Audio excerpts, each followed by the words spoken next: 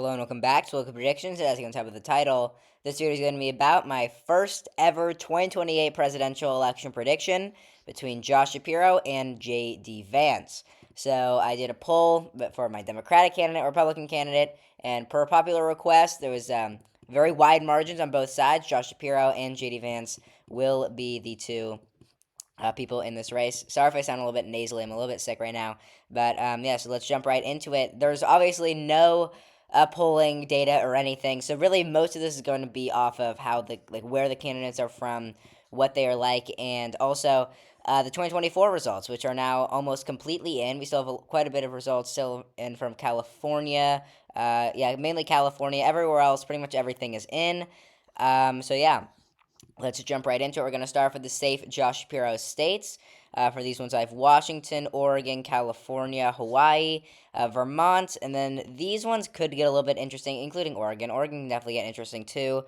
All of these were likely margins for Kamala Harris. We saw Donald Trump make great gains here. If we compare CNN elections to past elections, we can see New York shifted 11% to the right, New Jersey shifted 10%, Connecticut shifted 6%, Rhode Island shifted 7%.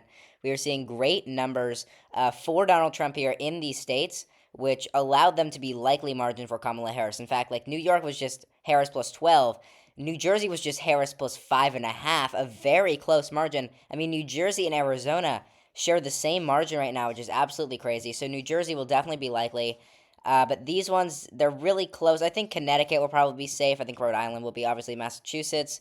Maine's first, Maryland, D.C. I think Delaware will very narrowly be safe for Josh Shapiro. It was just under a 15% margin.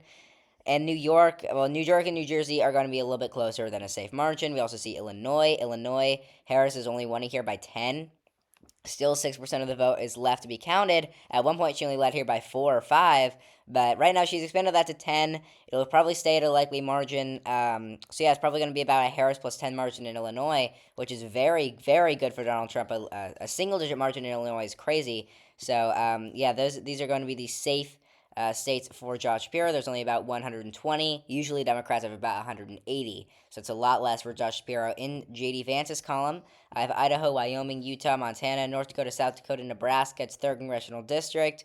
Oklahoma, Arkansas, Louisiana, Mississippi, Alabama, Tennessee, Kentucky, West Virginia, Indiana, and Missouri.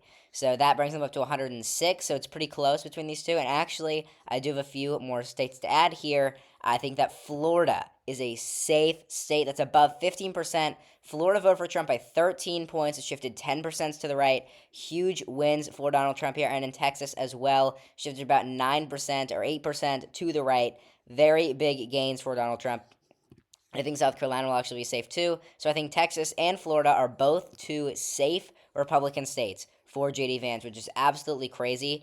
15% margins in both of these states. Texas is not too crazy, but Florida, this was a state that went to Obama twice. A state that went to Obama twice is now a safe Republican state. This state has shifted so much recently. And I also think that Iowa will be safe. Iowa was Trump plus 13. We saw a 5% shift. Iowa's going to be right on the cusp.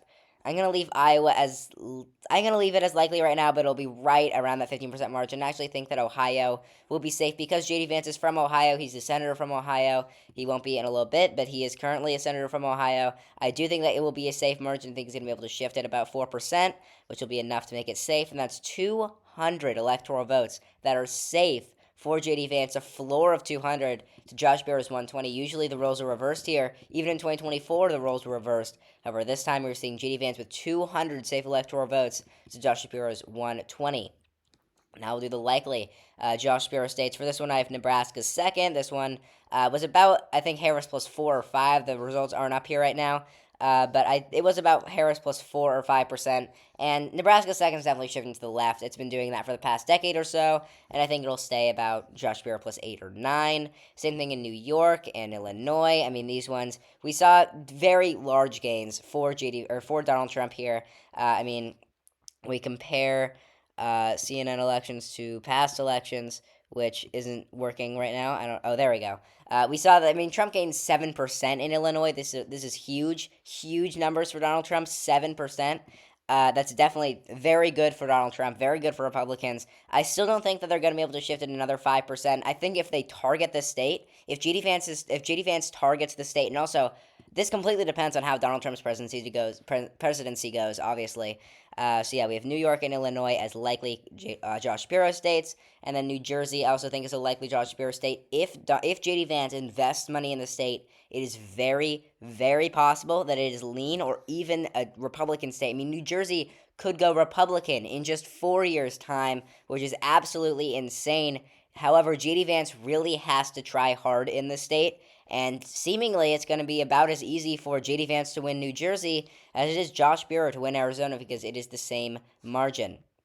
So, yeah, we are seeing incredibly good numbers for Republicans in the state of New Jersey. We also have a few more additions here: Colorado and New Mexico. Well, Colorado, I think, will be likely. New Mexico could be a little bit closer. Colorado is definitely going to be likely. This one, despite the nation shifting like 6 or 7% to the right, this one only shifted about 2% to the right. This one is shifting pretty far to the left recently. It shifted 9% from 2016 to 2020. So Colorado, definitely a firm Democratic stronghold at this point. Same thing with Virginia. Kamala Harris still won here by 5.5. Held as a likely margin, and I think that Josh Shapiro will definitely do better than Kamala Harris in 2024. Same thing with Maine. Maine was Harris plus about 7. Really don't see any reason for J.D. Vance to do too good in this state. New Hampshire, I think, will be likely. New Hampshire's been a pretty solid Democratic state, about D plus 6 or 7. This one was a little bit closer because Donald Trump won, made a pretty much landslide. So Harris only plus 3. I do think Josh Shapiro will do very good among the independents, especially. He's definitely a more moderate Democrat. I think is a very good option for Democrats, a very electable option. J.D. Vance will really have to wait and see. A lot of people are saying he wasn't electable, but then the debate, he performed very well in it. J.D. Vance is definitely a wild card. We're going to see how his vice presidency goes.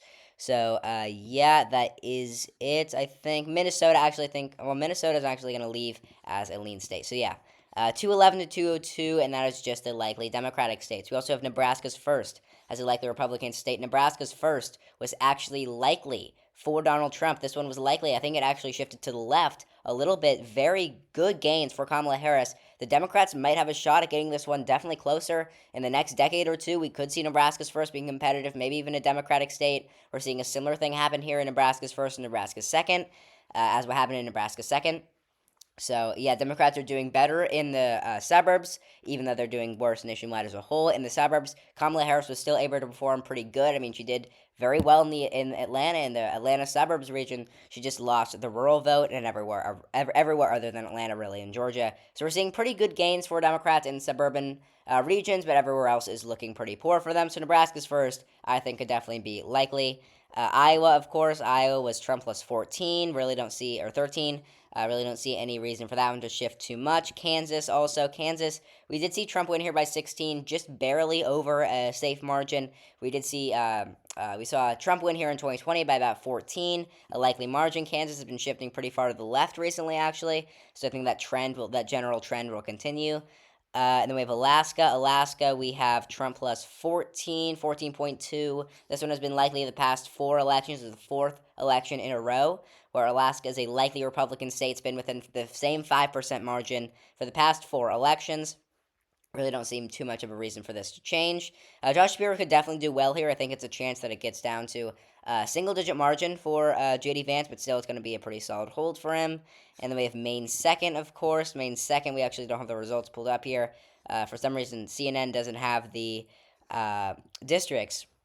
I'm pretty sure Donald Trump won here by about 10, 11, 12%, somewhere around that range. Again, this one has been pretty solid for the Donald Trump for the Republican category. It's been pretty consistently about 7 to 10% margin for Donald Trump. This one is also, really don't see a reason for this to change. Again, we really don't know what's going to happen. There's been zero polling with these two candidates. We do not know. So we have the 7 key battleground states, and then plus Minnesota and New Mexico, too, a little bit more liberal states, at least in in past elections. So we'll start off with New Mexico. New Mexico, I think, will be lean. Republicans have done very well with minority populations, as I said, with Florida and Texas. New Mexico is has the most Hispanics in the nation. I think it's a Hispanic majority state. It's a border state. Very good for Republicans. They're probably not going to be able to flip it, especially because Josh Shapiro is a pretty good candidate. I think if it was I don't know, definitely a worse Democratic candidate. This one could definitely be on the table. J.D. Vance could probably win here if it was not Josh Shapiro, but since it is Josh Shapiro, I do think he does win here by a lean margin. Then we have Minnesota. Minnesota, we only saw Kamala Harris win here by 4 when Tim Walz was on the ticket. Tim Walz is the governor of California, or of Minnesota, and that really didn't help Kamala Harris's margin all that much. We only saw her win here by 4.3. This one definitely could be getting closer. It could be a Republican flip. It's the longest lasting Democratic state. It has been Democrat. It's voted Democrat in every election since 1972. Could this one be the election that it flips red? It is very possible, especially because J.D. Vance is from this region in Ohio. And then we also have I guess we'll do the Republican states now. We have Arizona, we have Georgia, and we have North Carolina. Arizona could definitely be likely. Honestly, all three of these, I could really see being over that 5% margin. I'm going to have them as lean, definitely because the electoral landscape as a whole will probably shift to the left. It really depends on how the Trump presidency goes, but generally, when the incumbent party, after 4 years of an incumbent party, it'll shift to the other side, generally.